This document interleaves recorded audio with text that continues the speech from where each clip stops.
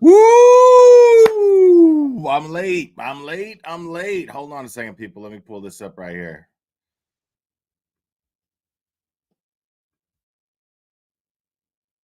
All right.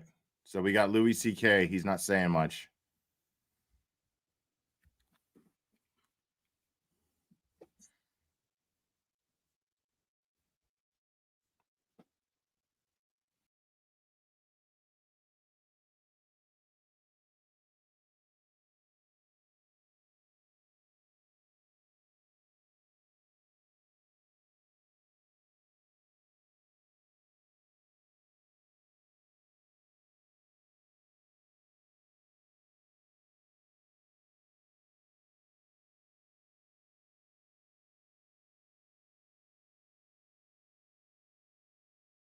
We are waiting for Judge Fishman to join. If you would like, you can go off screen just while we wait, and then once he joins, we can all join back up if that works for everyone.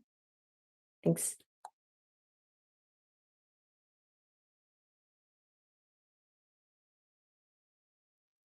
All right. I hope everybody's having a great day so far, and I hope that they can't hear me.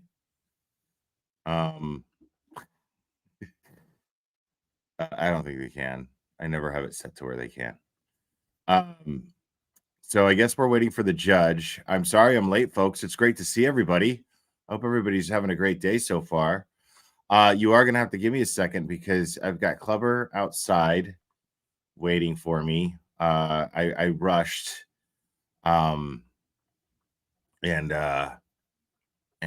got here just in time. Maybe just a minute or so late, but since we're waiting on the judge, I guess I'm not late. And I guess you guys were lucky enough to not be subjected to a very long intro, which is pretty great.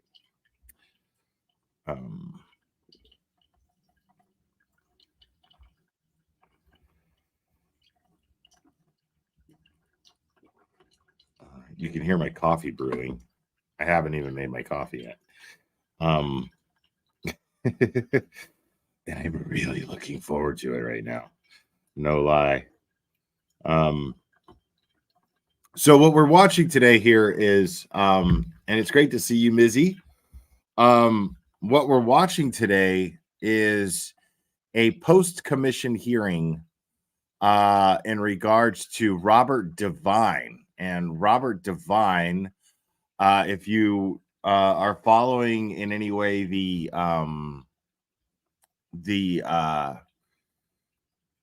Sandra Birchmore case, then you're familiar with the name Robert Devine. And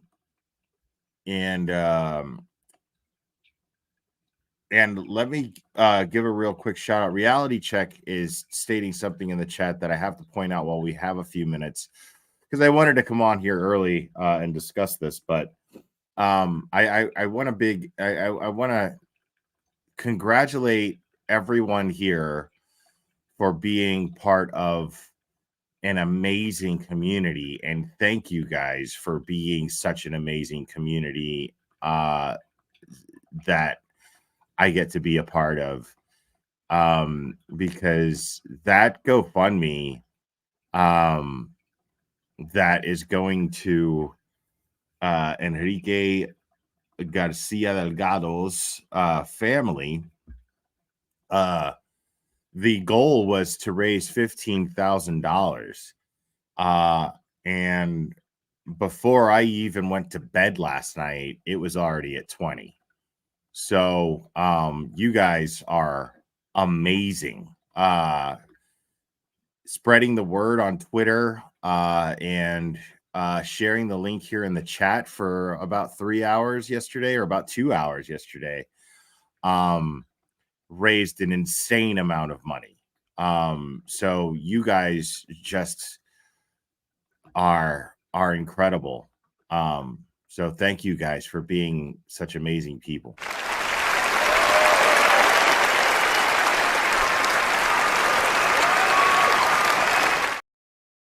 Yeah, pretty mind-blowing. I am going to step away for just a moment here.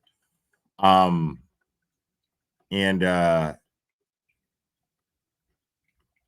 got to grab Clubber real quick and bring him in here. Yeah, it's 22,600 today for the family. Right on. Yeah.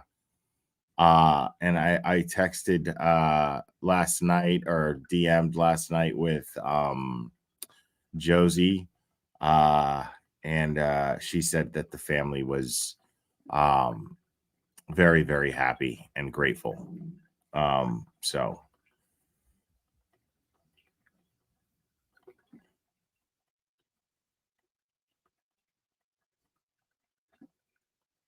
all right, let me put this here. In the meantime, I would play Jeopardy music, but I won't be here to stop it.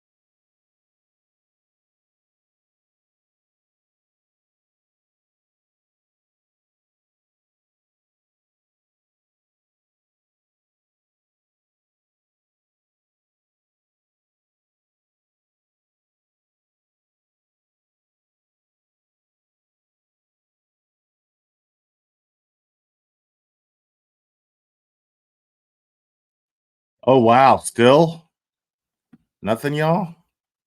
Amazing. Amazing. Oh my god. Yeah, I'm about to pour my first cup of coffee of the day. And I got to tell you guys, I'm pretty excited about it. Probably more excited about it than I should be.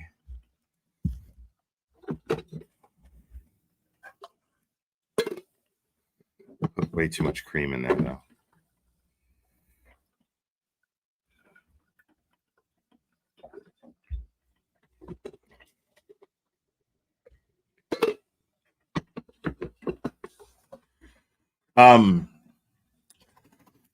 I don't know if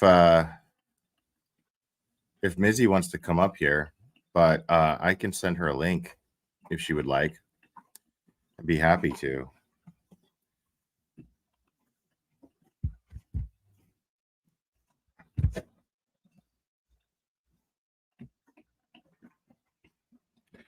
And I guess I missed stuff when I stepped away.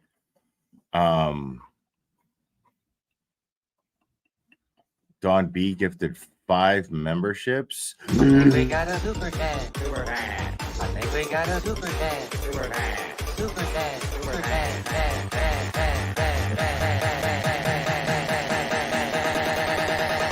I think we got a super chat. I think we got a super chat. I think we got a super chat. All right. Morning, Judge Thank you, Fishman. Derek. Good morning. Is everybody else ready for to get started? Yes. Yes. Then I will start the recording and we can start. Thank you.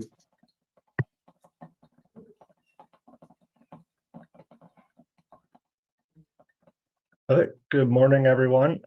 Today is Tuesday, September 17th, 2024. The time is 9:44 a.m. This is a pre-hearing conference in the matter of Robert Devine, case number 2024-004-S before the Massachusetts Peace Officer Standards and Training Commission. This is a public proceeding and proper notice has been provided.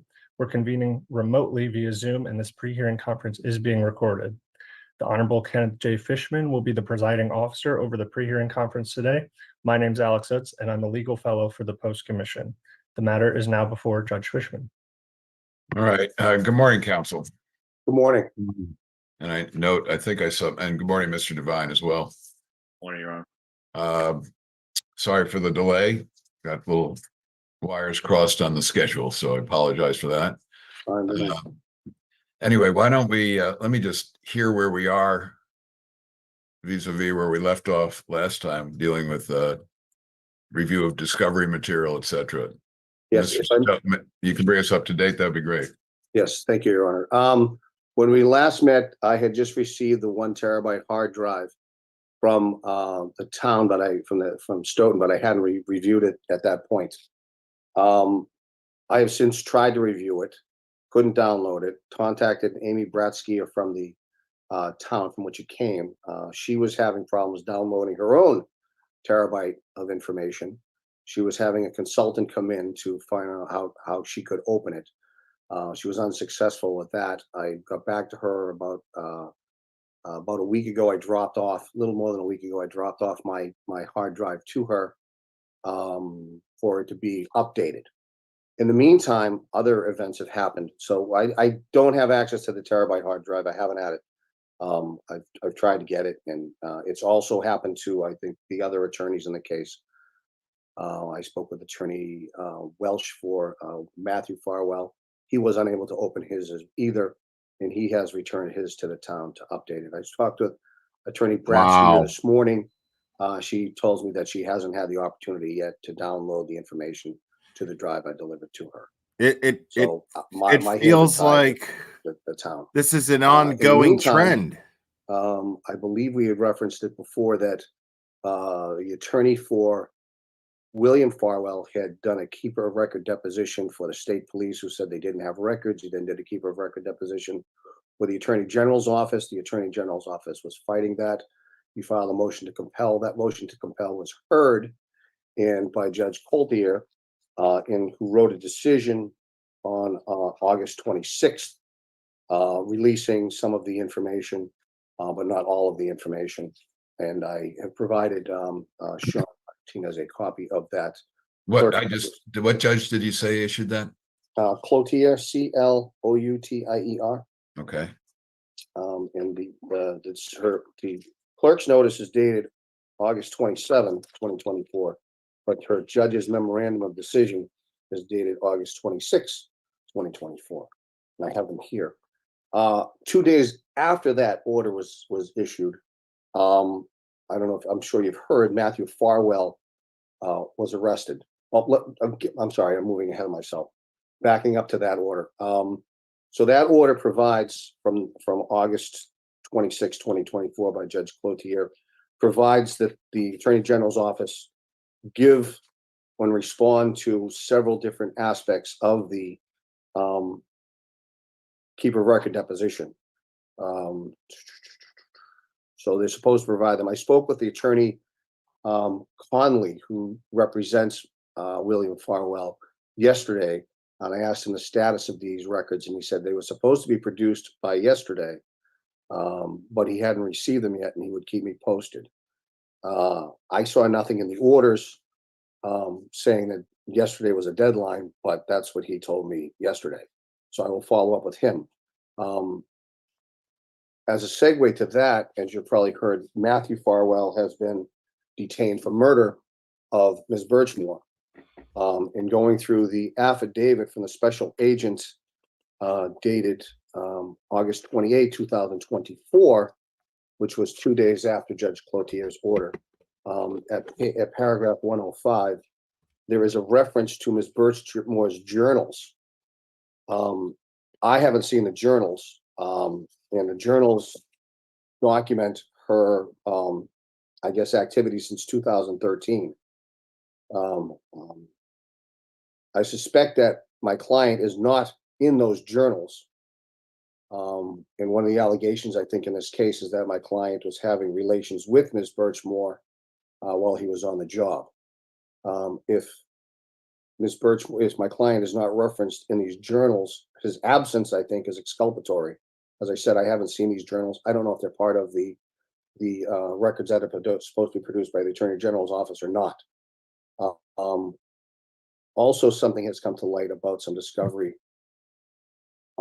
after talking with Attorney Bratskier about the evidence that was provided to Mr. Martinez. I by the love this town shit. that we have to explore, which I've talked with Attorney Martinez. I don't think Farwell's it's been appropriate arrested, to but that talk shit about ain't got nothing the to do with me or evidence, anything I did. given I'm the not protective mentioning order that we have in this journal. case, but I think that's something he and I can Right. work out. But I guess as far as the discovery is concerned, I don't have control over the terabyte. The town's supposed to give it to me. They say they're going to give it to me. I had the conversation with Attorney Bratskier actually this morning before the hearing. I actually delivered my drive to her at her house on a particular afternoon. So that's Well, good going. for We you, haven't gotten buddy. the information from the Attorney General's office pursuant to the judge's order of August 26th. And I don't know where the journal is for Ms. Birchmore, which I believe my client's absence from would be exculpatory, as is all of the emails. My client's absence from those emails, I think, is also exculpatory, but that's to be seen because I haven't seen them all. And that's the status of discovery. I think we scheduled the dates, a pretrial and a trial date, in the anticipation that we would have all the information by now, but a lot has happened, I think, in the last month and a half, including, judge's decision came down, the arrest of Matthew Farwell, and the release of the 45-page affidavit for the motion of detention on Mr. Matthew Farwell, which is very revealing and contains a lot of information that I wouldn't be allowed to disclose based upon the current orders by the courts and Your Honor. And that's where I am. I briefly discussed this. Sorry. Excuse me. No, go ahead. I briefly discussed this with Mr. Martinez, and I think, and I'm not speaking for him, but I think he understands where I am as far as needing to look at the information. And we did schedule, I think, the trial and the pretrial in anticipation that I would have this information, would be able to go forward, but I'm still up in the air with the discovery.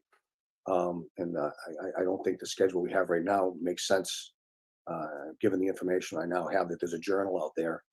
And we may not. Did you, do I remember that you knew something about the journal being out there and anticipated that the drive you were going to get from the town was going to contain that as well? I did. It was my understanding is there were two exhibits in the report, in the internal affairs report. There were two exhibits, and those two exhibits were complete computer dumps of Ms. Birchmore's computer. And that's what none of us got. And I think the journal would be contained, I suspect. I mean, people keep journals in their computers, I suspect, and that's probably what's in there. So that's I think where it is. Okay. I don't think anyone's seen it. And I think that if there is a journal and it's referenced in the motion for detention, and my client's not in there, I think that's a powerful piece of evidence if she's recording everything and we're not recorded. Dude, Okay, that is so and just weak. to sort of That make sure is that the record is so complete, weak. Mr. Martinez, you haven't seen that material either, I gather. That's correct. Okay. You got Mizzy And, here, everybody. Hey guys. I mean, it's just odd. Obviously, this is information that's been available to the Commonwealth. I'm not talking about post-commission or the division for some period of time now that it can't be transmitted to you and shared with you is curious, despite technical difficulties. Right. That's why we had to get an order to compel the Attorney General's office to give us the information. And of Right. course, we're dealing with federal court. Federal court doesn't have to give you anything. You know, they don't even give you grand jury minutes. This Right. guy's so full of shit. No, I know. I faced that a lot over my career. So dealing with the federal court. Oh, shut up. Well, so as a practical matter, you really want to extend the deadlines here so that it gives you time to work out this discovery. Is I that do. fair I to do. say? I think I owe that to my client. Right. Mr. Martinez, how do you feel about that? Yes, I think that given that at this stage, there still seems to be well in the thick of discovery in the civil case, I do feel that it's appropriate. I don't think that we've gotten to the point yet where, the well seems to be running dry to the point that we need to, rush to this hearing and say we need to keep these dates no matter what. I do understand where Mr. Stowe is coming from. And at the same time, that while there may be material that benefits him out there, there may also be material that benefits Post as well. And I think I do think that it would be appropriate to wait on at least some of these records. Maybe if we reach an impasse at some point in the future, we go to the hearing either way. But I think we're at the point still where discovery seems to be very active still. Well, I agree. And as a practical matter, with the commencement of the criminal proceedings, that too may open up a large door, as it has with the affidavit and even beyond, of discovery issues and discovery materials. So I don't have the existing dates in front of me. What were they? What did we set it for? We had a pretrial scheduled for November 14, and we had the trial scheduled for December 11. Okay. As a practical matter, I want us to keep control over this, so we need to set another date for this. I think we should set a further status conference without setting a new hearing and trial date. That it makes sense to me. I don't want to keep changing these dates until we know we're in a position to move forward.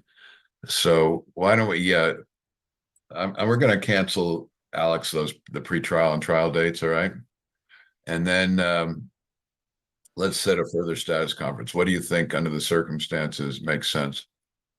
Well, if the Attorney General's office was to provide the information by yesterday, I suspect that Attorney Conley will be on them today trying to get that information.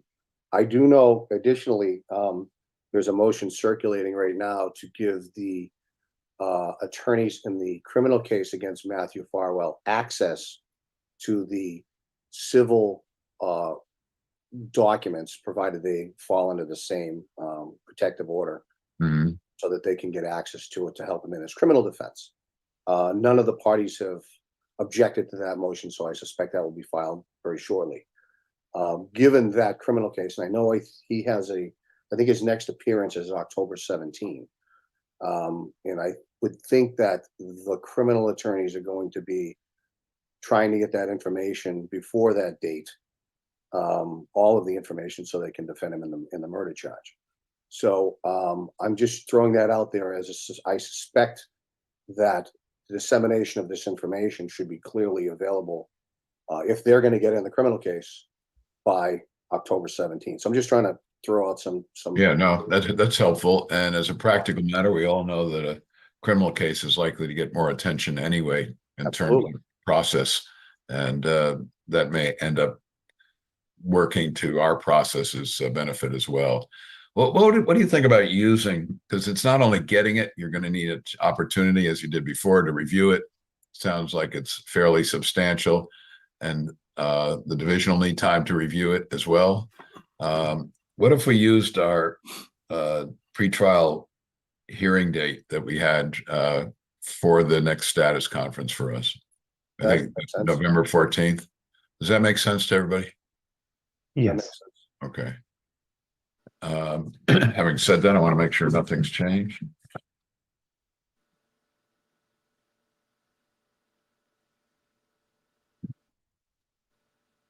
See, we dinosaurs still use calendar books instead of a second. I need my kids to help me with my phone sometimes. Yeah, I get that. Yeah, that's so November 14th makes sense. We'll hold that date for the next status conference. Hopefully we'll be able to schedule a future dates at that time because discovery will be completed. And we'll do this if both parties are still available on that date. We'll what's the 14th? Yeah, 14th. We'll do the same thing. We'll schedule it for 9:30. That works. All right, and this time I'll be on time. So is there anything else you think we need to cover at this point? I know No, the trial date is off, and we just got the status date on November 14th. Right, exactly. Thank you. All right, thank you. Be in Thank you. touch. All right, bye-bye. Thank you. Thank you, everyone. Okay. Wow, dude. So that's it for that. Yeah. So I mean, now this is common, Mizzy. You know that that push, delay. Yeah. That's how these civil cases go anyway.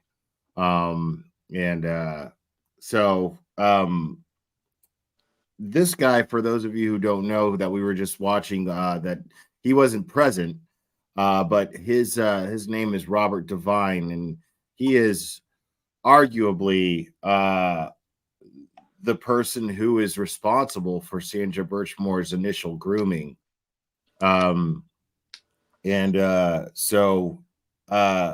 He's basically kind of playing Mr. Innocent here. I mean, did you hear that? It was pretty infuriating to me. I don't know how you felt about it, or maybe I took it wrong, but he was talking about how since in whatever journals they found, Robert Devine wasn't mentioned in them apparently, and so that's exculpatory evidence as far as he's concerned. It makes Robert Devine look innocent. Well, I think he said we don't know if he's included. That's what I think he said. But come on now, he's okay. He also said it was exculpatory, so he's trying to milk everything. Like I'm fresh to the case, so I don't know, but it felt like in the wake, because this is the first hearing we've gotten to see since Matthew Farwell's arrest. Yeah. So these hearings are going to hit a little different from now on because that happened, Yes. Right. So now this dude is basically he's playing defense a little bit harder than he was than we saw the last time we saw this guy. Yeah.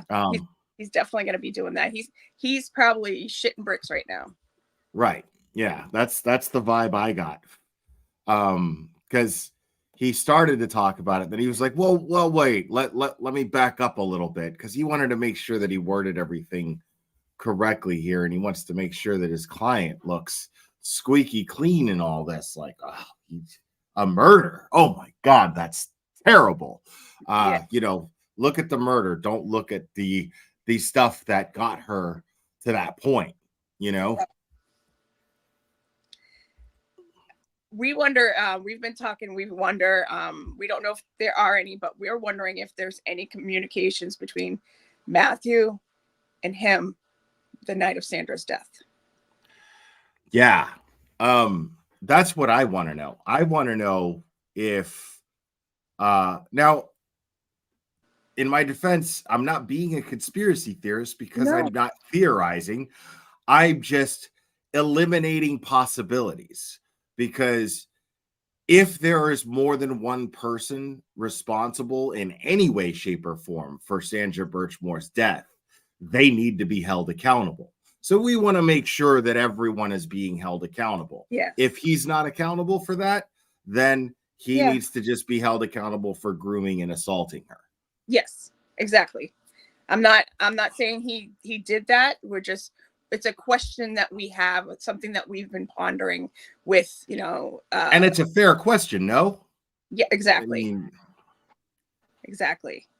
If there were communications between him, Matthew, or his brother that night, right. there needs to be more done. But Right. we don't know. We can't see into, the feds are definitely, keep things locked down a little more than like state cases. So we're not going to see as much into it as, a lot of your audience knows is like the Karen Reed case. No cameras in the courtroom. What you hear is pretty much what the press is gonna say. So I have to talk to my team. I'm gonna see if we can work it out so at least one of us are in that courtroom every day, so we can put out an accurate report. And they're so strict that they don't even allow people with cell phones unless you're a reporter reporting. Right. And I it's a good thing. I feel like that they didn't push back the beginning of the trial date. They just said that they were going to have another hearing. But I don't think that they have any intention on pushing back the trial date.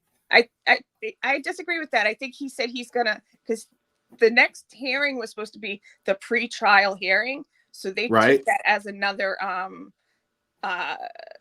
hearing just like this, because the next one was supposed to be like the last hearing, and then he was going to go to trial. And then December 11th. Yeah, but the way they just made it sound was like they're not going to keep that date. They're going to change it because they haven't put out any information yet. The town is playing games. They said that the person from the town couldn't even open their file. So yeah, that got my attention too, because I've heard that pre-trial in the Karen Reed case. I've heard that pre-trial in Turtle Boy's case. So I find it interesting that they're using that same exact excuse of, oh, well, I sent it here and sent it there. I couldn't open it. Can't figure out why it can't be opened. So we need a whole nother date, this has been going on for a few years now. Why are we playing these games? It's ridiculous.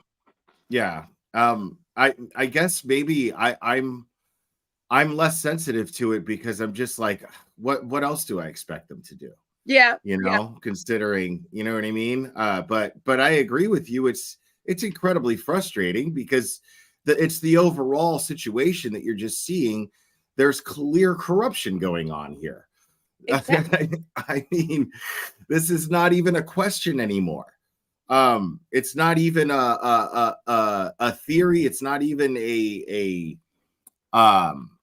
possibility anymore. That at the point, it's to the point to where it just is. The evidence is in your face.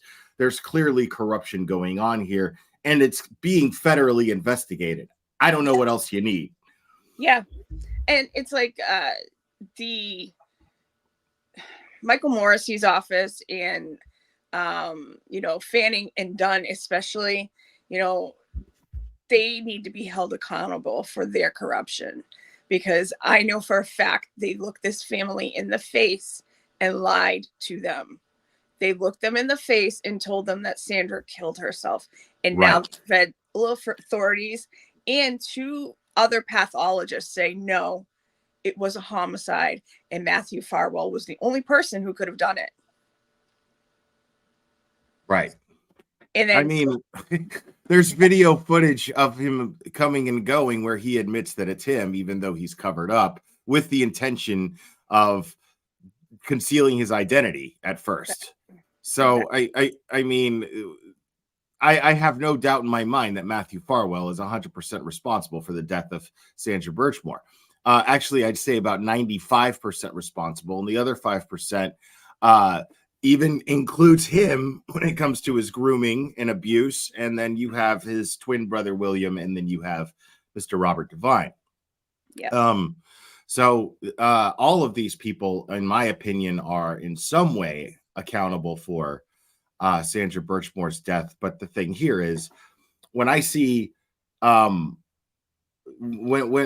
I hear, you know, Matthew Farwell has been arrested and he's solely responsible, I don't want to hear that shit, you know, because the big screaming issue here is, okay, great, Matthew Farwell's been arrested. That is only one step closer to getting true justice for Sandra Birchmore, because she was targeted, groomed, and abused from an early age in a program that was designed to protect children from those elements outside, you know, from after school activities that they shouldn't be engaging in and things of that nature, keep them in school, give them something to work towards. Not only that, but not only protect them from those elements, but they were designed to teach her a future and set the example for what this is. This is the pinnacle of what a citizen should be. You're no longer a civilian anymore. You live to protect civilians. Yeah. And this was perverted on every level. It was. I mean, you know, a lot of people have criticized her mother and the family, but this mom, for what? Letting her do something positive with her time? Like, and they should have known. They should have known. I'm like, if you're saying that, you don't understand what grooming is. And right. Country, especially, people throw around groomer so much, but they don't know what grooming really is. And, you know, a lot of times when a child is groomed, the family is also groomed. Right. Because they, you know, like, that's part of the game to them, I would imagine. Yeah. The predatory game is to play the folks too, to get the folks to trust you with their little cub, you know, with their with their you know, baby, you know what I mean? That's the idea. That's the predatory game in their mind, is not only to that's the easy part, is seducing the child. Yeah. The challenging part is seducing the parents to allow the child to be trusted with you. Yes. And I mean, think of it. Matthew ingratiated himself so much into Sandra's life that he was going to the library with her, pretending to basically be a tutor, like things like that. And it's like, what else? Unreal. What else was he doing to, you know, say, hey, Mrs. Birchmore, you know what? I'll give Sandra a ride home. I know you might not be able to get there today. Or she's with a cop who's teaching her how to protect herself and protect others. How much safer could she possibly be? Exactly. And that's why her mom actually wrote them a thank you letter to Robert Devine. And that's one of the more heartbreaking parts of the story, is she thanked him for giving her daughter discipline and giving her an outlet and a place to be, a place to belong. And she had no idea. She had no idea that this was going on.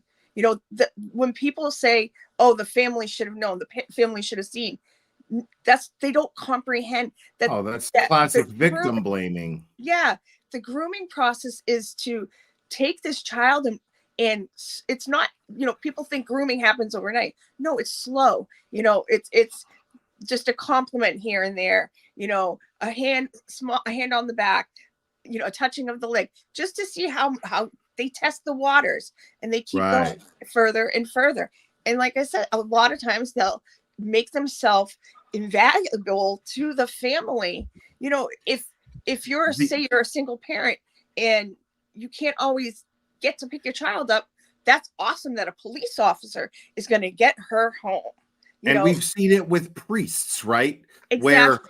where if the child, it's even to the point to where if in most cases, even possibly it's even almost fair to say that in most cases, even I would assume that a priest, you know, with very Catholic parents is, you know, if the child goes and tells the parent, hey, father so and so has been doing this, they're going to go, how dare you talk about the father like that? You're just trying to get attention and blah, blah, blah. And you're just angry because I wouldn't buy you this, that, and blah, blah, blah, and so on and so forth. I'm just naming hypothetical examples here, but that this is the depravity of what these people in positions of power can, you know, this is the depravity, the essence of the depravity in what they do is they can manipulate the parents, the people who were put on this earth to protect that child, Yeah. into feeling like there's no other place, and how dare you say anything bad about that person who's done so much to protect you and done so much to help you and taken their free time to spend time with you and help me raise you and blah blah blah. That's awful. That Yeah. and then you're gonna blame these parents, they're victims too. Yeah.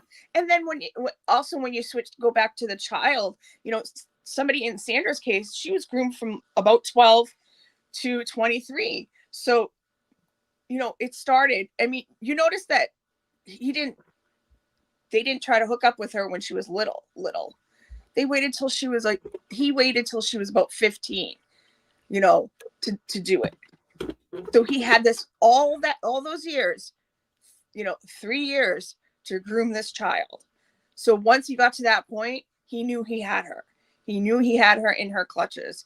And then it continued till she was even into adulthood. And at that point, you know, a lot of people want to question Sandra's actions.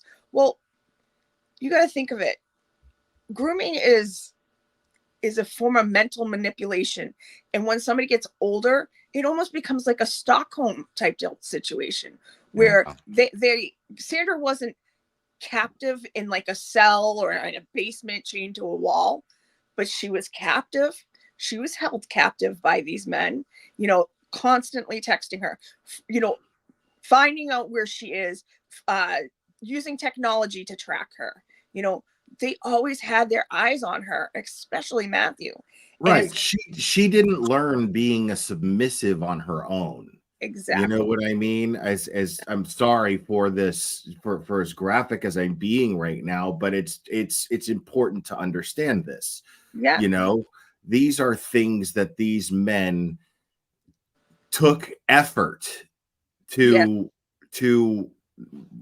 mold her a certain way so that they could do whatever they wanted with her, and she would never fight it, argue it, nothing. She would actually welcome the mistreatment. Yeah. It's diabolical what they did to her. And the funny, not the funny haha, but the funny, like, I don't know if funny is the word I want to use. Sandra's personality, she was a very feisty person. She was very outspoken.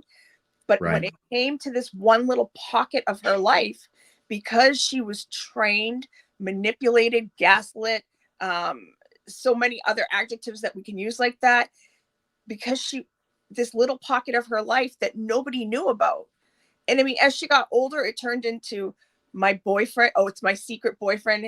His wife can't know type deal situation. People just thought she was dating a married man, married officer. They didn't comprehend that this started at 12. He started raping her at 15. And the diabolical, I mean, it runs even deeper, because then Sandra looks promiscuous and unethical and immoral because she is dating married men. Yeah. And she's in love with them, and she freely takes pride in it. And, you know, because it's in her mind, because it's all she knows, it's justified and it's correct. And, oh, you wouldn't understand. Meanwhile, people are judging her.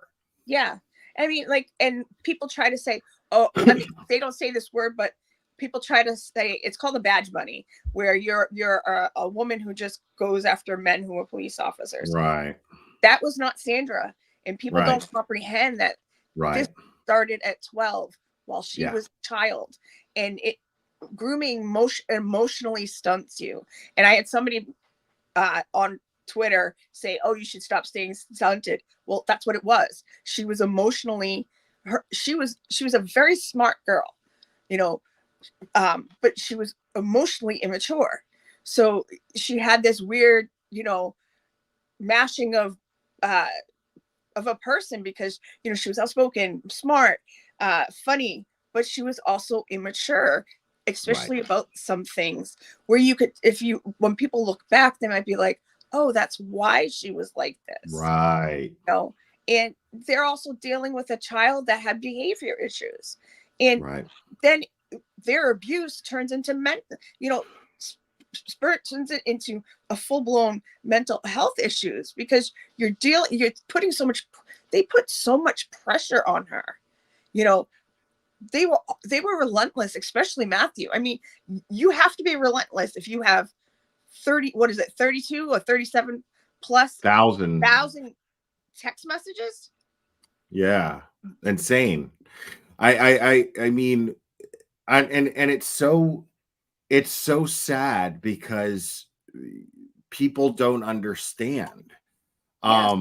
People just simply don't understand. Like, the best analogy that I can think to use, I think I've used it before, is the Back to the Future Part 2 analogy. Okay, you have stick with me here. There's a method to my madness, and I smoke weed, so, you know, be patient. I'm used to it. I'm around my whole family of potheads.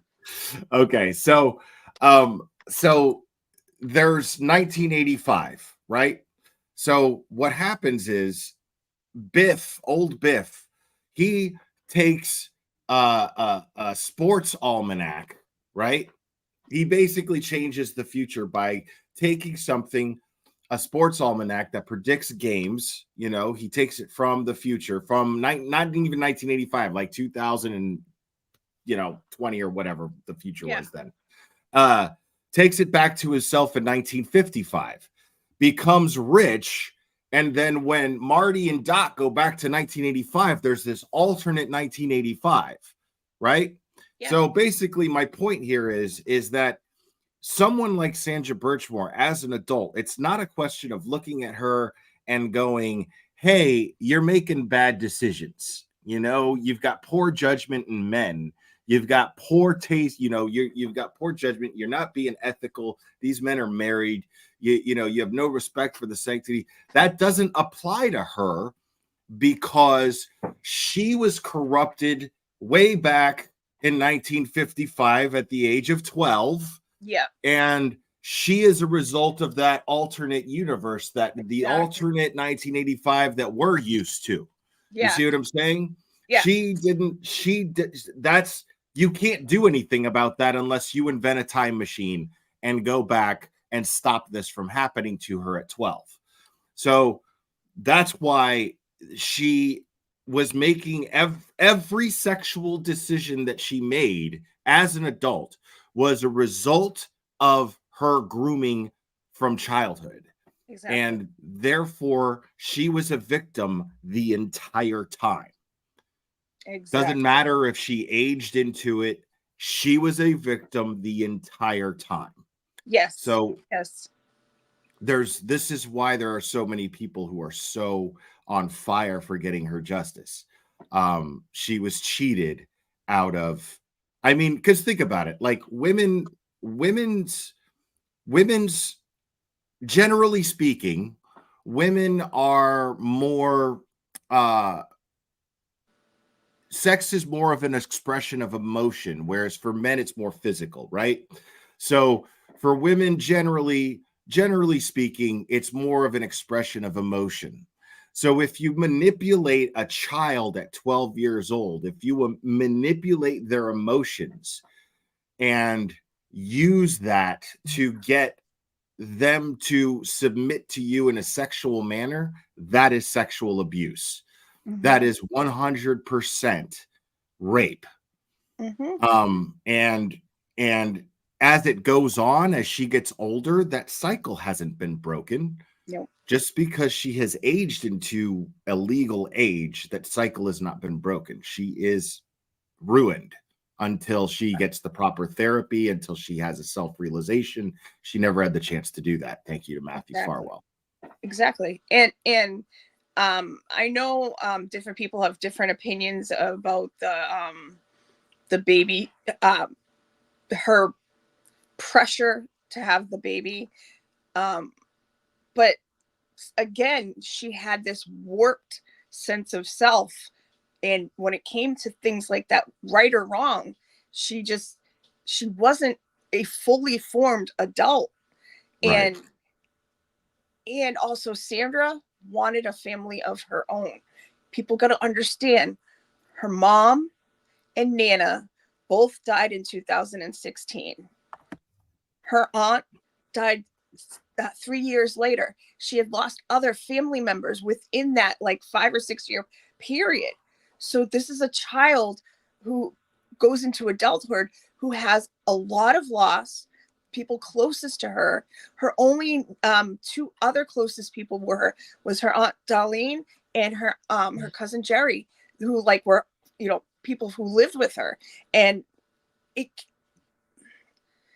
so people can understand this is a child that lost a lot of people, and she just wanted somebody of her own to love. Right. And she thought having a baby would, I don't want to say fix her issues, but it would make her whole. I agree with you 150%. And I've said this before, is that her wanting to have this child was the only chance that she saw. She knew in theory that what was happening to her was wrong. She just didn't have anything to compare it to. She didn't know the feeling of it, you know, of having something right to compare it to.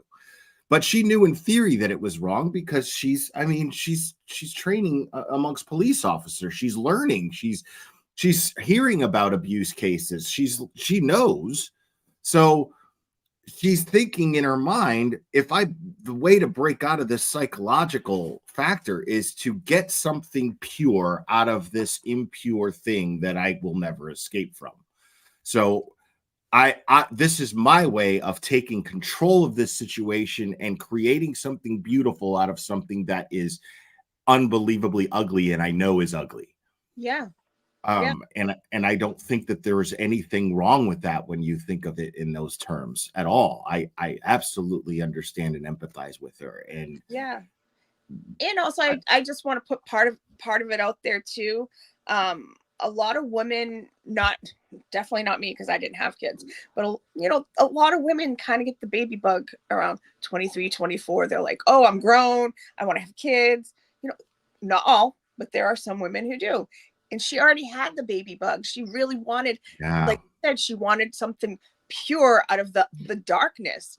And I think that those two things formed some of her actions. But like we've already said, when you're groomed, you lose your sense of self. You become a different person from who you were supposed to be. And you know, there are children when they get out of it or get away from that person, you know, they are scarred for life. You know, some people become drug addicts, alcoholics, have severe mental illness, severe depression, anxiety. Sometimes they become hyper promiscuous. Sometimes they become non-sexual at all. They swear it off for the rest until they get help. So there are ways that just it manifests in who you are. And I just think people need, before they judge her, maybe they should read about grooming and find out what it really is, because it's not what people think. It's you know, it's not just this, like, I don't want to be political, but it's not you know, your child just going to a drag show and have a book read to them. That's not grooming. I mean, No, it's man, not. that's not even.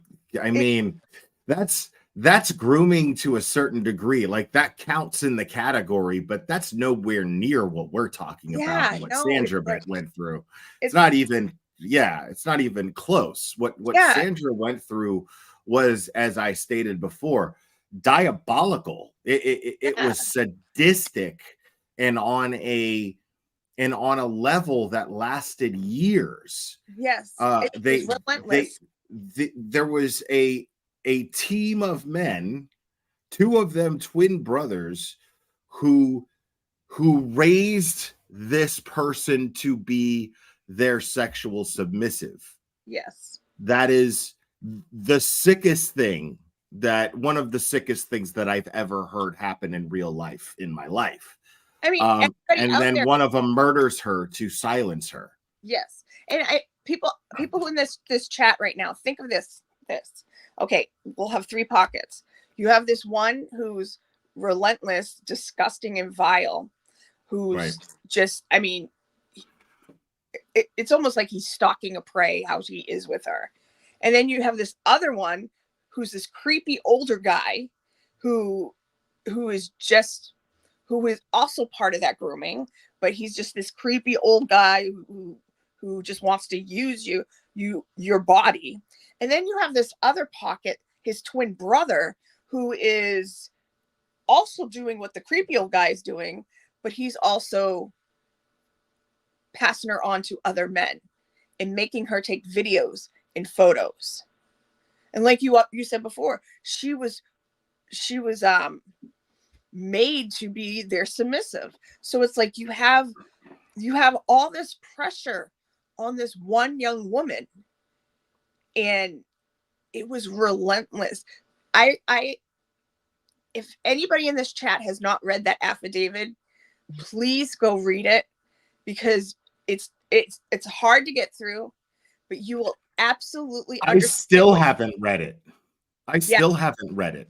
Yeah, I have this hang up because I can't not talk about this case. You know what I mean? Like, I'm aware of it, and it's one of those things that just compel me over. Like, it's overwhelming. But I have absolutely put off reading that affidavit because I know what he did, more or less. You know, I know the results of what he did. So I'm finding excuses as to why it's not necessary to read it. But I need to man up and just bite down and do it. You know, is what it is. I myself, the last few pages, I think it's because I know when it gets to the end, like, I haven't fully broken down. Like, I've had a couple times where I've broken down about the case. The other night I broke down, but it had to do with the mashup of two cases. The first case I covered, I've mentioned a few times. His name is Brandon Embry, and on the 13th was the 5-year anniversary. And I told his mom, I made Brandon a promise, and I made his mom a promise that I would always be there till he gets justice. And since I've taken on Sandra's case, I've kind of dropped the ball with him, and I told her I'll help more. You know, it's hard though. I mean, I'm only one person, but I broke down, and I'm like, you know, I'm so thankful that Sandra is starting to get justice, and I want him to get that. So it was the mashup of both of these cases, like, coming to head, because his is 5 years, hers was over 3.5. Why are cases like this happening? Why are some police stations, I'm not saying all, why are some law enforcement dropping the ball so much and using this, saying this person did it to themselves? Because just like his case, just like Sandra's case, in his case, they say he did it to himself. And why are law enforcement using that to me as an easy out in some cases instead of doing the work? Right. It makes you wonder, like, are they willing to work you know how some people just do, like kids, they do things that just don't make any fucking sense. You know what I mean? Yeah. Like you'll tell a lie and then you'll work your ass off to cover up that lie, and it makes no sense. And like the whole reason you lied in the first place was out of being lazy, you know? So you're like, wait a second, why are you putting all this work? You know, you could have just done your due diligence in the first place. You know what I mean? Yeah. Like, so, you know, there's all this corruption. And the question is there corruption because there's money to be made about something that we're just not aware of? Or are they corrupt because they don't do jack shit and then they want to act like they do? And now here we are in the thick of them lying about doing their job, you know? And if that's the case, God, what a horrible thing for a victim to not get justice for. Well, What part a- of the problem, murder What a doesn't make. pathetic thing. Yeah, one of the problems is murder isn't good for a town. They don't make any money, but with drug enforcement, they do. You know, they get, if they make a big drug bust, you know, the feds will give them money, you know, type deal thing. Murder doesn't make a town money. It takes away from, you know, takes It away costs from money. Yeah. Yeah, so it's easier to say this person did it. And in Sandra's case, it was definitely, you know, it was definitely full on corruption, because as I've said, I probably said on your show, actually, have we talked? Yeah, I came on. I talked to you you were the first person I talked to the day he got arrested. Yeah, when he got arrested. Yeah. Yeah. That was a big day, man. That was great. After reading the text messages in that affidavit, I am so angry, and that's why I'm saying his name everywhere I can. Trooper Fanning flat out lied to me. Wow. He told me when I spoke to him for about 45 minutes that those text messages, he was very careful in his text messages. He didn't reveal much in his text messages. He didn't say much to incriminate himself. That is a full-blown lie. Wow. And I know for a fact, him and Trooper Dunn lied to this family's face when they told them that Sandra did this to herself. They had this information. I could see at the beginning. I can't, because I knew from the second I heard about her case, I knew in my heart that she was murdered, but I could see at the early stages. But if you investigate and you say, okay, this is weird. I mean, like the necklace should have been an indication that it wasn't her who did this. You know, there was an imprint on her, like, there was nothing but indications that it wasn't her who did it, but which is amazing. With the ligature, there was an indentation of the buckle in her. They said it was like her neck, chest area. I assume it's like this area, but the buckle was actually over by one of her ears. So how is there an indentation of the buckle here when the buckle is over here? So there was so much that they just like, oh, what? That's nothing. There's nothing to see here, folks. And it's like, no, you guys decided to just let this information sit on your desk for 3.5 years. And it screams corruption. Yes. Because if they're just lazy, right? If they're just lazy when it comes to murder, you know, then they're more likely to you know what I mean? They're more likely to blow off like a civilian murdering another civilian. But when it's a cop, there's that much more reason to be like, okay, we can't ignore this. You know, this is too much. So we better get to work. So when anything other than that happens, the bottom line here is, okay, well, these are cops. These are our brothers in blue, and we need to like make this go away. That's what this screams. Yeah. That's what this screams. And then there's the extra adage. Fanning was a former Stoughton police officer. He never should have been on this case. He knew Robert Devine. They physically worked together. in the same Yeah. at that same time. That's clearly a conflict of Probably interest. knew the Fanning brothers. The Farwell brothers when they were kids because they were in the Explorers program when they were kids, and they would have been around the station. They were Robert Yeah, Devine. they were probably groomed on how to groom. That's what I've been saying. I had Right. the girl who was groomed by Robert Devine in 2002. She said he was grooming them too. Sorry, I gotta plug my phone in. Wow. He was grooming them too, but to be predators. Like, people don't understand. Like, I got more information on the program from back then. Robert, I thought there were other officers that were part of it. No, it was Robert Devine and Robert Devine only. And then sometimes his wife would come in from Quincy and come into the program and work with him. It was Robert Devine and the Farwell brothers underneath him. They were a lieutenant and deputy chief, the two of them. So Wow. he put them in power. That's why these kids they went on to start pulling people over, like pulling citizens in over, acting like they were police officers. That should have been grounds for them never to get a badge. Agreed. And Robert Devine facilitated for them to become police officers in Stoughton. He pushed them to be hired. Yeah. See, there's so much that just raises so many questions. It's not just one thing that raises a lot of questions, which is the case in any other case you talk about. Yeah. But there's, that's two things besides the obvious similarities between the John O'Keefe investigation and the Sandra Birchmore case.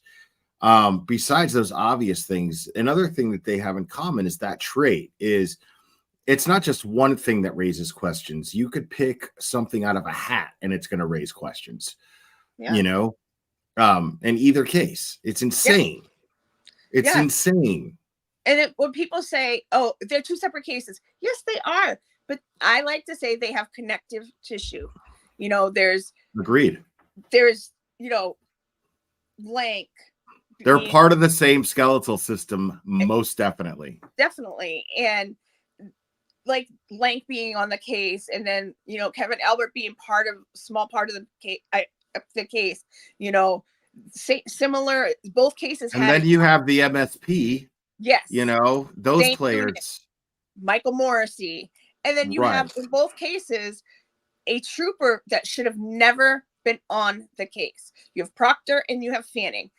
Neither of them should have been on either of these cases. Now, it would have been different if Proctor was on, not that I would have wanted him on Sandra's case, but if Proctor was on Sandra's case and Fanning was the lead trooper on, he was in the, he was like Buchanan, or however the hell you pronounce his last name. So try not to say it the other way.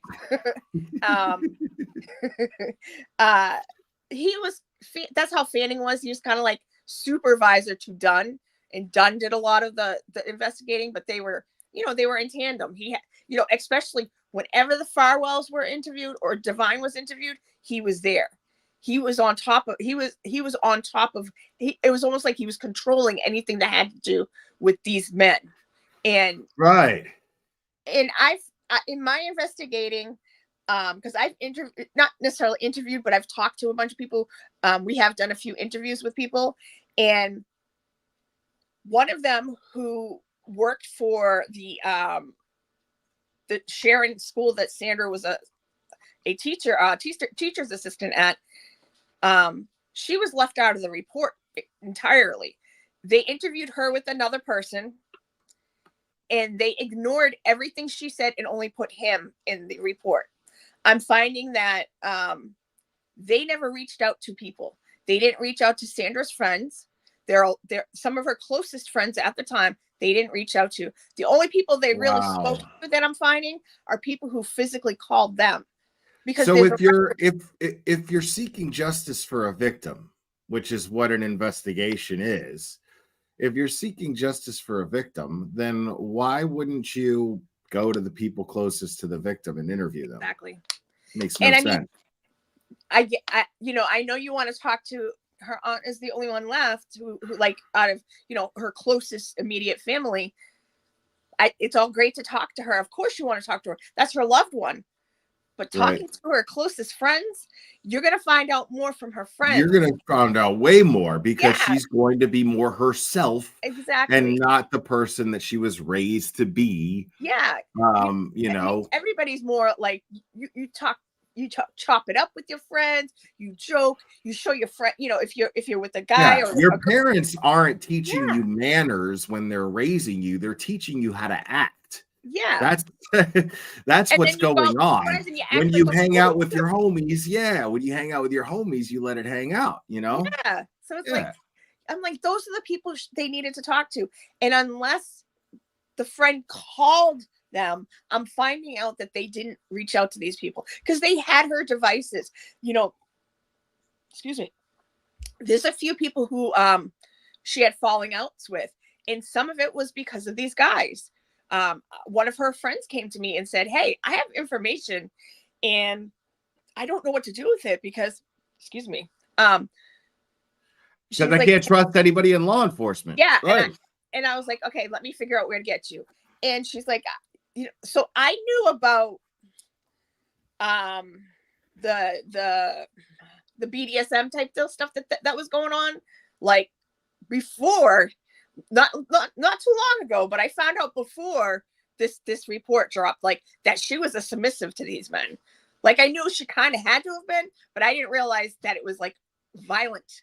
There was violence, and it wasn't just like hooking up with a girl. There was violence in this twisted, gross relationship that they had. I hate calling it a relationship, but I can't figure out another word to call it. Besides, assault and abuse and right. Yes. But in her mind, we got to go back to, in her mind, she was dating Matthew. Right. She felt a particular emotional possession over him. Which is natural when you are convincing yourself that it's okay to be possessed by others. That's how else do you go through that day to day other than convincing yourself that it's something it isn't? Yeah. So I'm finding out a lot by doing my own little investigation, and they're in Massachusetts State Police have some questions that they need we need as the public need answers to, because I don't know how anybody in Massachusetts right now, especially in the Norfolk area, has any trust in the Massachusetts State Police. And you can't have trust in the Canton Police, and you can't have trust in the Stoughton Police. Although the Stoughton chief is trying to put a good foot forward, but I don't trust that it's all good, How can we? These 3 officers were doing this for as long as they did. And I mean, Robert Devine was a heartbeat away from becoming the chief of police. Right. This man rose to power. That's insane. Yeah. When you think about it. Yeah. How outrageous. And it's I think David Yannetti should run against Michael Morrissey for DA. That's what I think. There is a gentleman who just stepped forward. There was an article released, I believe, yesterday, who's a former prosecutor, I believe, and he stepped forward. He's doing an exploratory committee type deal thing. Basically, it means he's putting dipping his toes in the water. And I posted, we need to vet him, we need to double check him, and then we need to back him. We need, even if we back more than one person, and put our forces as the different groups behind, the Free Karen Reed, there's Justice for Sandra Birchmore, the Just On group of people. If we all start putting our forces behind, a candidate, that candidate should do pretty well. Agreed. Agreed. But somebody has to run against him. I think he's not going to, but he needs to resign. but he's not going to. Yeah, He's not gonna it's give up the town. insane to me that Michael Morrissey has the audacity with all this egg on his face to just walk around as the DA Yeah, right now. It's mind-blowing. Like that itself, that's in and of itself screams corruption. yeah. You know, like if I was like if this was a witch hunt on me, I would resign and then just like pick a fight. You know, I'd be Yeah. hiring lawyer after lawyer and be like, all right, I'm just gonna fucking destroy everyone who's trying to destroy my name here. Yeah. You know, but it's to me, it's a testament to his power that he's not willing to give up. Yeah, and that's the problem. And I want to say that people who think it's just a Massachusetts issue or it's a Democrat issue, it's not. No, It's not. It's not about it's not. party. It's power. That's why I'm so proud to be a part of this. I was talking to Scott McGinnis about this when he called in last night. And, you know, the people who are screaming for justice for Sandra and for John O'Keefe and free Karen Reed and free Turtle Boy, these are all, you know, Democrats, Republicans, libertarians alike, all just want justice. You know, so this is not a politically driven situation. This is true patriotic Americans who just want justice, who just want their elected officials and appointed officials to do their jobs. Yep. And do so ethically. You can't get more American than that than Right. you know, standing up for our rights as citizens to make our country better when we use our voices to speak out. And like you said, it's people from different walks of life coming together to push for a better good. I mean, and hopefully in the end, Massachusetts comes out better. But I hope everybody who is in this fight, now that your eyes are open to the injustices that go on, please don't close your eyes when it comes to other communities. Please keep your eyes open and don't let this go. I'm not saying you have to be out there protesting like you are in Free Karen Reed or Sandra Birchmore, but please keep your eyes open to the injustices that go on in our and then go vote. Yes. And it does, you know, people are learning. It does start in our you know, our towns, our town halls, you know, our select boards, you know, our, you know, school committees, you know, it's the ground up. It's not always the top down. You know, you can't just vote every 4 years for, you know, a president. You have to vote for your townspeople. You got to make sure the people who are running your town are on point. If you're, you know, if you're frustrated with what you're seeing, you know, in those debates, and you're just like, man, both of these people are clowns to me, go get involved with whatever's happening locally. You know, that's the first step in changing what you're seeing when you don't like the choices you have in the grand scheme of things, in the big picture and the POTUS level.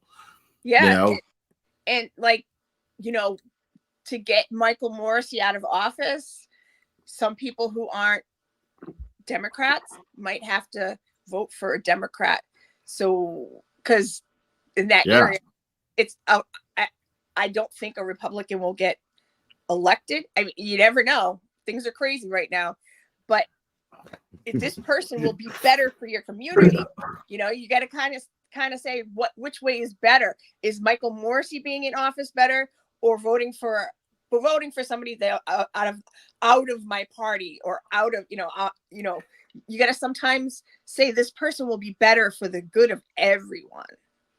Yeah, and you know, the problem is that, you know, on any local level, you're going to have a lot of people who are just like, hey, my shit is fine, so what do I care? Yeah. You know, why do I care about voting this guy out of office if everything in my life is going just fine? You know, and you're going to have those bunch of people. So, you know, but the best thing you can do is just continue to speak out, you know, let conversation be known without being a Karen, and piss people off. But you know what I mean? Like if it just comes up, just be like, I don't know. You ever heard of the Sandra Birchmore case? I don't know. Have you been following the Karen Reed case? I don't know. Just slip the shit in there once in a while, but don't be an asshole about it. Yeah. There's, let them know there are a bunch of cases that, Michael Morrissey's office has really dropped the ball on, and it might be more than dropping the ball. We all need to work on this because it'll show to the rest of the country that it can be done. Right. That people from different walks of life can come together and get somebody truly who does not need to be in office anymore out of office. And, and hopefully whoever comes in next will clean house. It'll be a little while before they can completely clean house because they will still have cases, but they need to fumigate Michael Morrissey's office because it's that place needs to, I say burn it down and start over because that place is. She's speaking metaphorically, just for yes, the record. No, folks. I don't mean go there. Yeah, Don't anybody right. go do that. Yeah, because that's all I need is somebody doing that and being like, "Oh, Busy said to do it." No, I mean go out there, vote, get these guys out of office so we can get everybody who just works. a disclaimer, folks. Yes. We need to get him out of office and then get the underlings who, if I saw this stuff going on and I was working in that DA's office, there's probably sort of an NDA type deal situation, but I would leave and speak as much as I could, because if you see all this injustice going on, if you see things that you're like, this isn't right, you need to take a stand. Yes, sometimes you're stepping out of your comfort zone, but sometimes you got to do it. Yeah, for those of you who are talking, you're looking at folks like Rita and Scott McGinnis and people like that out there, like they're radicals and like they're crazy, wild-eyed conspiracy theorists. My argument is, well, they're out there doing something and they're doing it for you. Where's the gratitude? I mean, how about looking at it from that perspective instead of looking at it from just because you got issues with yourself for not having the balls to go out there and do what they're doing, then, at least show them a little gratitude for at least somebody being out there and doing it. Yeah. And look into why they're out there. Right. Right. Ask questions, ask them questions, get to know them, ask them, hey, what is all this about? I drive by to work every day and I see you standing out here with these signs. Tell me a little bit about it. Yeah. And we've had that happen at, we only do one standout a month. That's all I can physically do. If other people want to do standouts outside of the big one we do, come talk to me and I'll help you. But people come and turn around and say, hey, what is this about? We had a woman at our last one. She's like, oh, I heard about that case. And, like with Sandra's case, now it's kind of blown up and there's going to be a lot more coming out. People's doing a story on Sandra. The networks are starting to come in and want to do stuff on her. So the story's going to get bigger and bigger, which is good. But, we still as a community need to make sure that we are telling the story, so the story is getting out there right. So us still out there, just like the free Karen Reed movement, we have to still be out there. I still have to do shows like yours. I still have to be out there talking to set the record straight. Well, I'm so sorry. No, I'm just kidding. Go ahead. Obviously, you have a show, so obviously you want people talking to you. But, all of us, like, do you think that, like, say Rita wouldn't want to be doing other things with her life and not have to be doing all this? Right. I mean, yeah. Why? Right. The whole thing is like, why are we fighting for justice, so hard, and the people who are tasked with the responsibility and getting paid to do it aren't doing it? Yeah. That's the question people need to be asking. Yeah. You know, why, you know, you should be going, why is Busy over here doing this? And the guy that my taxes are going to or isn't doing it. Like, Yeah. Why am I in between having migraines, right. reading a brief or a filing or whatever? Why am I doing it and not them? And you got to ask the question. You got to really think about that question when you're asking it. Is it just because it's ineptitude and they're bad at their job, or is it the corruption? And Right. after looking at Sanders' case, it's the corruption. Yeah. And, which means it needs to be talked about. yes. It just that it's that much more than it needs to be talked about. Like, we're not picking on anybody here. There's people who are falling victim to corruption here. Yep. There's an entire community falling victim to this. So this isn't just people whistling Dixie here. This is you know, that's why everyone was so outraged by what happened to Enrique Garcia Delgado, or Delgado Garcia, excuse me. Yeah. That's why everyone is so outraged about it, because it's like, Massachusetts State Police. Oh my God, what now? You know? Yeah. So, you know, and the story just doesn't make sense. When something doesn't make sense, like when you hear a story like this and it does not make sense to you, and what they're putting out there, granted, you're not always going to hear everything, you know, when they're investigating a case, but when what they're putting out there, narrative does not make sense at all, you need to ask questions. You need to, you know, say, hey, you know, I'm going to look into this a little more. You know, like that's what I did with Sanders' case. When I saw it when the Stoughton report, internal report dropped. I was like, that doesn't sound right when I saw the reports. And I started trying to find information on it. You know, when you see a story, you know, just because it's said on TV or online doesn't make it true. So like, right. if your politician says something, don't say, okay, I believe them. Go look it up, and don't just say go to your favorite outlet. Look it up on a few different places and say, oh, wait a minute, what they're saying kind of isn't right. You know, you don't have, it's easy. In a perfect world, the politician that you voted into office is a squeaky clean, you know, straight shooter, you know, but it's not a perfect world. So you got to do your fact checking. You know what I mean? You got to do your due diligence. And when it comes to, we found when it comes to Massachusetts State Police, especially in this area, this little pocket, and I'm sure it's in other facets of Massachusetts, of course, because we've seen the different scandals that they've gotten into over the last year.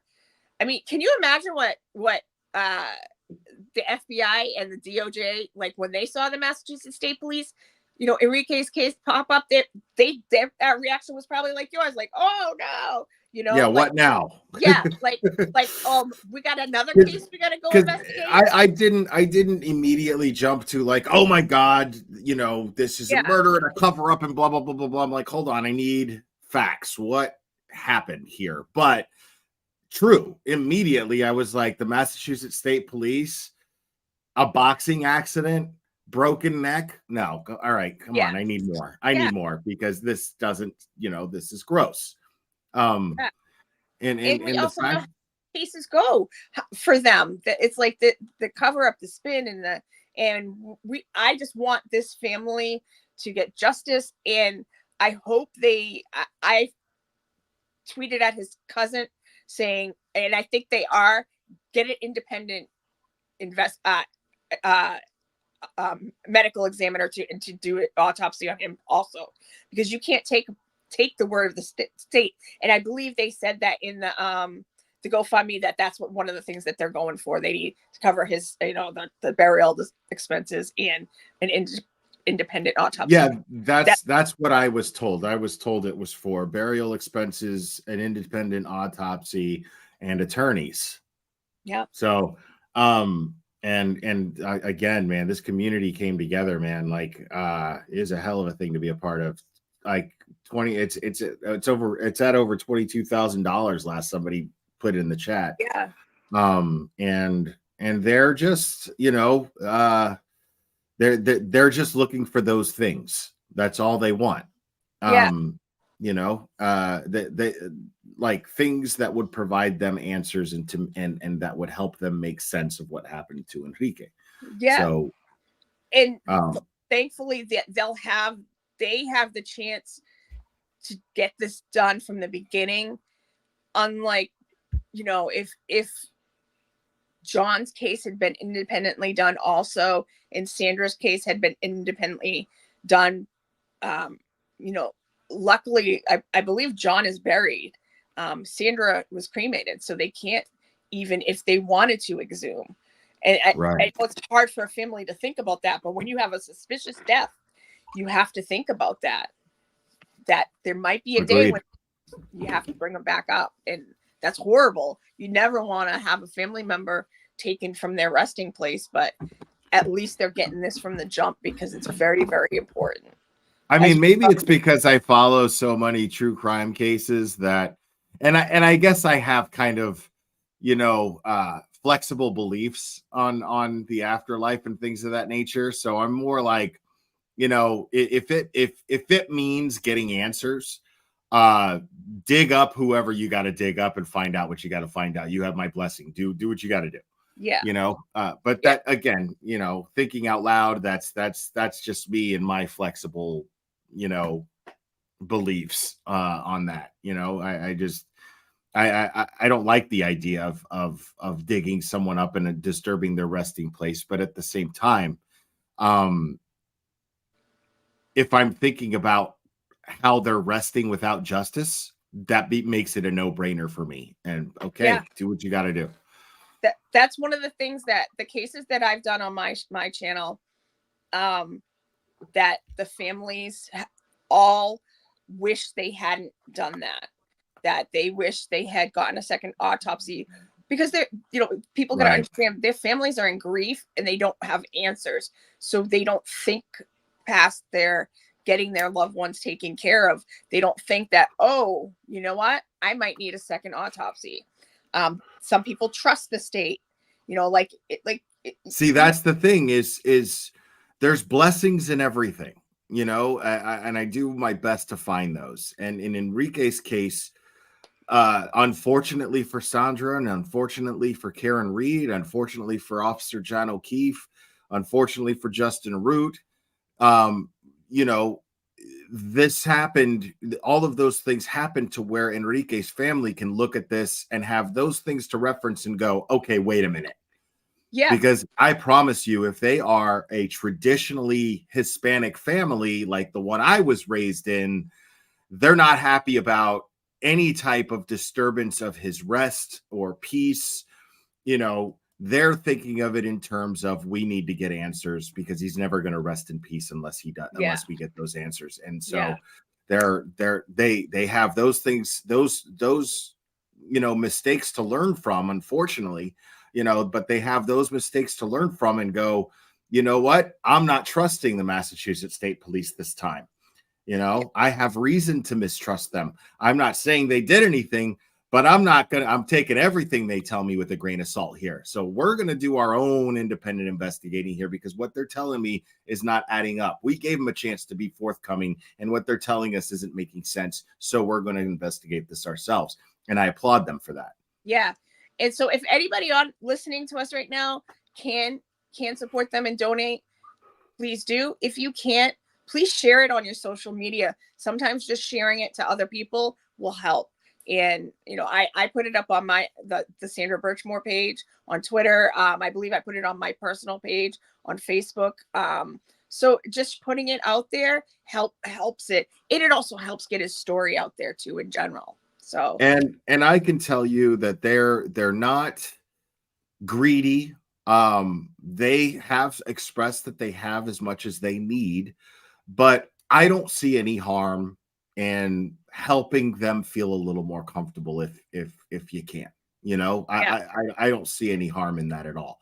They're not asking for it, but this is a beautiful community, So if you want to contribute to them, just simply, they have what they need in order to investigate and get what they want for in regards to Enrique. But if you guys just simply want them to, feel a little bit more comfortable, it doesn't hurt anything. Yeah. Yeah.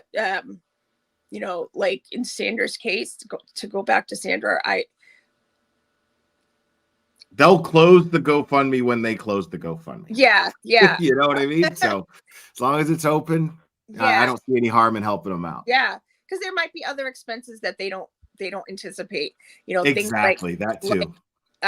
getting his phone analyzed, things like that, by an independent person, things like that, some of the little things that Karen had to pay for in her case, like the phone being analyzed, because you don't know what's on his phones. I mean, I don't believe it was a accident, but it could have been some weird accident that they're now covering up. That's exactly where I'm at. I want to see the footage. Something, and I stated this yesterday, something could have happened that I'm just not thinking of.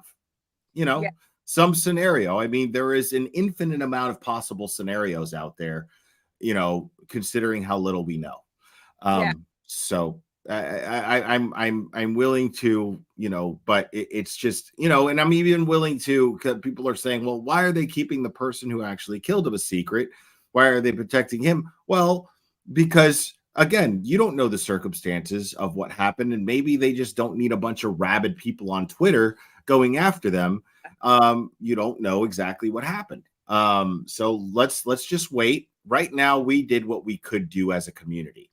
We helped this family, and now this is this family's fight. We're here to support them, but they don't need us to do anything but respect their privacy and peace at this point.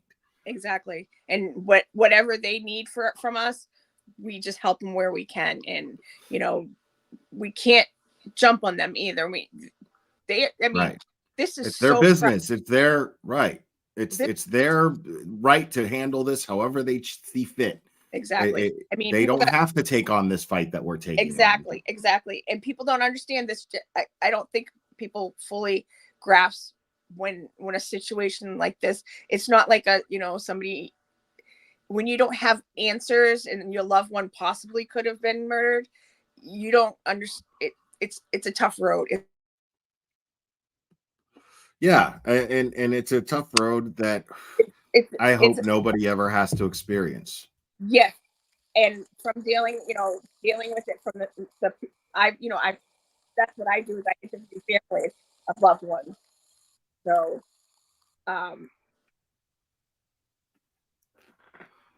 yeah, well, Killamila, again, we just have to wait, and just see, when it's necessary for the public to know this information, then we'll be made aware of it.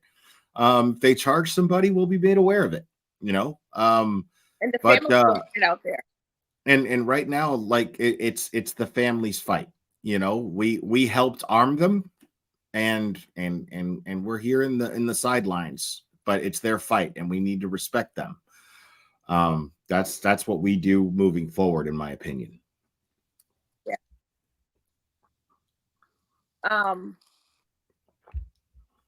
From dealing with families, they get stuck in the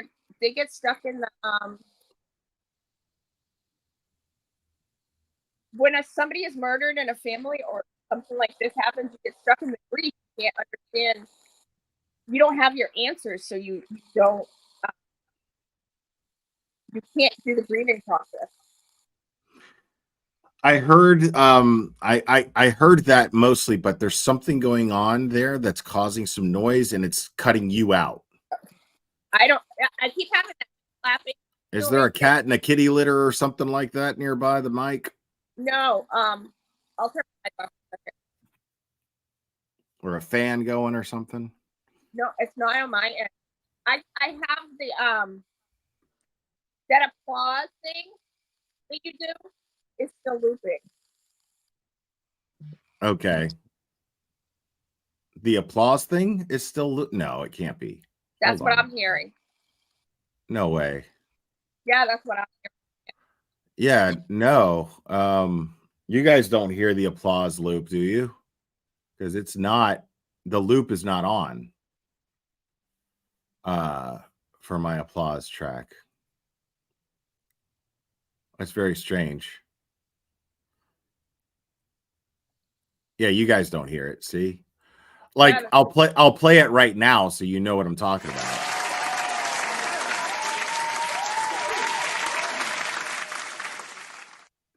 It just See? faded out. It just faded out. That's as you played weird. it.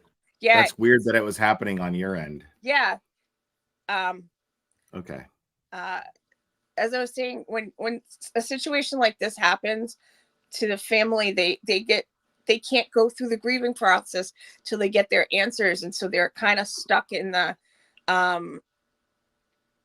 like they're stuck at the beginning when the shock of everything happens, and until they get their answers, it's going to be the cycle. So please just, if you could donate, that is wonderful. If you could post, his cousins on Twitter, tweeting a lot about it, or X, whatever you want to call it, but give them space. They need their space right now. Right. Yeah. Let's learn from Coffindoffer's mistakes and Yeah. just respect their space, Yeah. And they'll reach out on Twitter, if they need public support for anything, and we're here, so again, And yeah. I know for the rally on Thursday that people are including him. I don't know if, because his cousin is very outspoken. I don't know if you saw out of the family members, he was like the more outspoken in the interviews that they've done on, but I don't know if he's going to come speak because it is still so fresh, but I know because there is a rally at the State House on Thursday. I believe it's 11 to 2. Yeah. So they have included him in that. So I don't know what's planned, but right. He's being included in that. So yeah, I'm not giving out his Twitter. Again, he'll reach out publicly and it'll get shared on naturally, but I'm not going to give out his Twitter because I haven't had the blessing of doing that. I haven't been asked to do that. Again, when listen, I heard them say in a press conference that they're asking for privacy. I'm going to use my common sense to respect that privacy. Simple. Yeah. I've replied to his, I don't know his Twitter handle offhand. I've replied to it and I reshared something that he posted. Same here. I'm following him, but I couldn't even tell you offhand what his Twitter handle is. Yeah. So I couldn't even do that. But even if I could, I wouldn't. Yeah. So, and if anybody is available Saturday, we're having a standout for Sandra. It's called Cobb's Corner. It's where Stoughton, Canton, and Sharon all meet. If you just punch in Cobb's Corner, there's a cafe named Cobb's Corner. It's right there. So please come join us if you can. Right on. Yes. And where can people find you, Mizzy? We have a website called justiceforsandrabirchmore.com. That's the best way to find out all the information about Sandra, and you can get to my Twitter page and you can get to the Facebook page from there. So right. There's a timeline included in that, everything that you need. Yeah. Yeah. Photos and information. We have the cross pollination of the two cases, Karen's case and Sandra's case, and information. If you come join us on Twitter or Facebook, you can find them from there. Yeah, I don't know. I guess Cherry disappeared, but I don't know. She's there somewhere. So Cherry, if you could share her links in the chat, that would be fantastic. But yeah, thank you so much, Mizzy, for joining. Thank you for having me. Yeah. In the wild, I have no makeup or if my hair isn't done. I don't care. You look marvelous. Thank you, doll. Absolutely. Thank you so much for joining me and for helping those who are still understanding this case, those of us who are still understanding this case, understand it a little better. And everything that you do, you are incredibly vocal and incredibly proactive in getting the information on Sandra's case out there. And for that, we are all grateful to you for that. So thank you so much, Mizzy, for joining us today. Thank you. And thank you for streaming these because it's very important for people to see. Oh, yeah. I'm just getting started. Thank you. It's going to be amazing. Thank All right. you. Thank you, Mizzy, so much. Bye. Have a good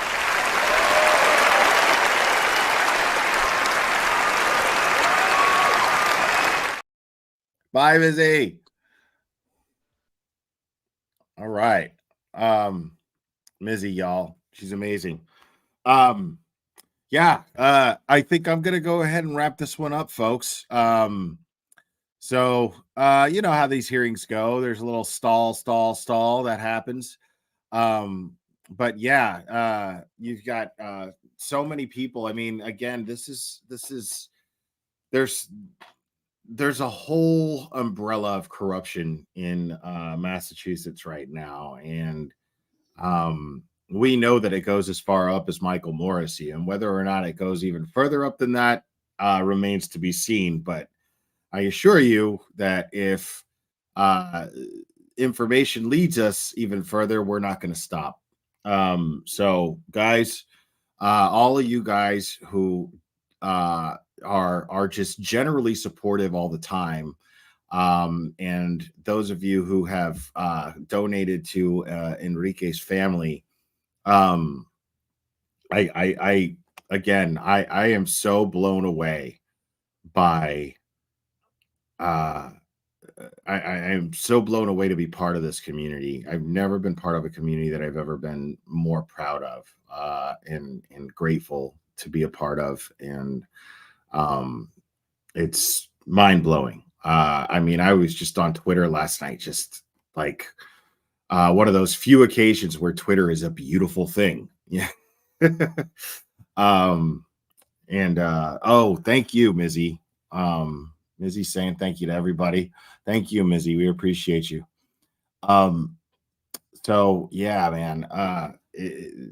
This community of just people who purely want justice, and are true American patriots, believe that is your God-given right to get justice, and believe in the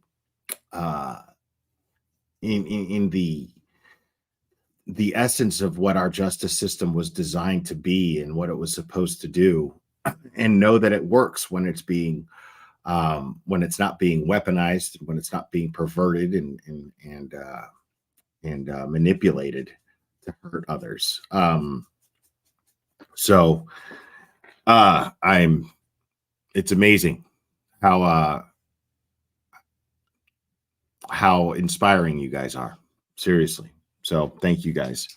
But that's it for me today, guys. I'm going to do my best to try to go live tomorrow. I got a lot to do tomorrow because I got a trip coming up. And no, there's rumors that my trip is I'm going to be there for that standout tomorrow. I will not be there for that tomorrow. I have another trip that I've been planning for months. And so I'm going to be doing that, and I might live stream from that location and say hello and everything. But that's what I'm going to do. I have not traveled since Boston, and Boston was not a vacation, even though it was great. I haven't done something just for the sheer pleasure of doing it in a minute. So I'm going to be doing that, and I'm really excited about it. But I will still be in touch with you guys regardless. But anyways, I am going to wrap this up. You guys are absolutely fantastic. I love you guys very much, and we will do this again very soon, my friends.